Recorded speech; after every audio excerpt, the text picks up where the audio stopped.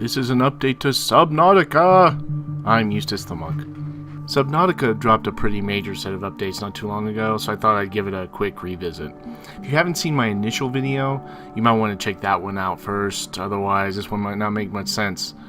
Just hit the link in the upper right of the player and it'll take you right to that review. And due to the modern magic of YouTube technology, it'll keep your spot so you can come back here when you're done.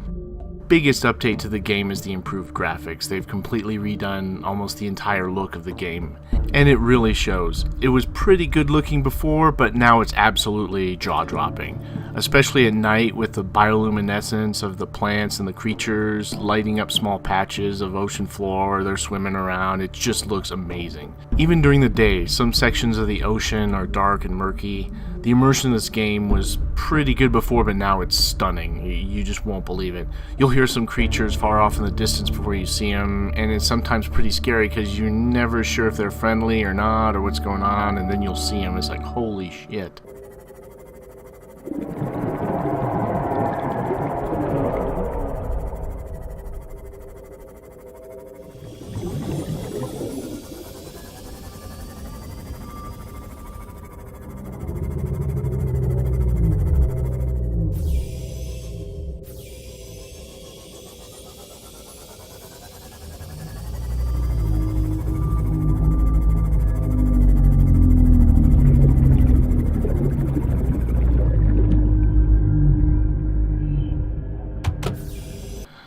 The new graphic system is also much more realistic in that it seems like it's easier to get lost.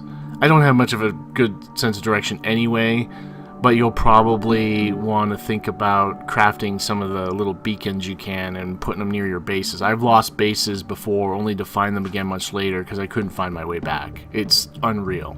It's very accurate to what I would imagine real scuba diving would be. It's dark in there and you get turned around and you can't figure out which way to go. It's pretty frightening sometimes.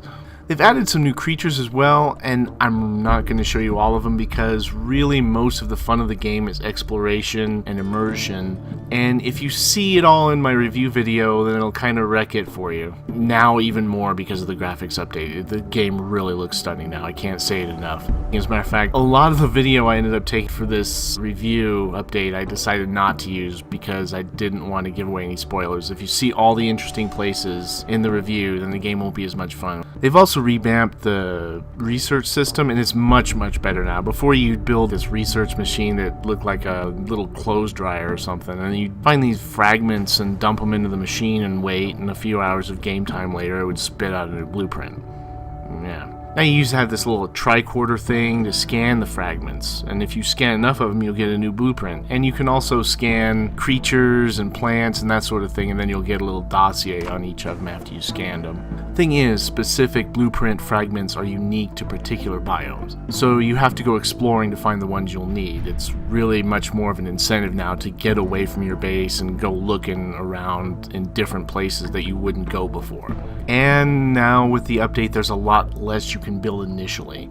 For example, you can build basic rooms and corridors and that kind of thing, but you can't build solar panels to power anything in it, so you'll end up having to explore around just to build up your base with the essentials. Whereas before this update, you could pretty much build everything that you needed right away. This new system works amazingly well. It adds life to the beginning game and adds a lot of fun to the exploration, in my opinion. You're no longer exploring just for exploration's sake, but you're actively looking for blueprints and resources unique to the individual biomes. It also makes the little one-man submarine very much a necessity in the beginning game, whereas before the update it was just kind of a fun little vehicle to have and then you'd park it somewhere like, or whatever. Now you really need it to get into every nook and cranny and be able to explore what you need to. There's also farming in this update. They made a big deal out of it, but I haven't been able to find any farming blueprints to check it out. They're kind of few and far between, it would seem like.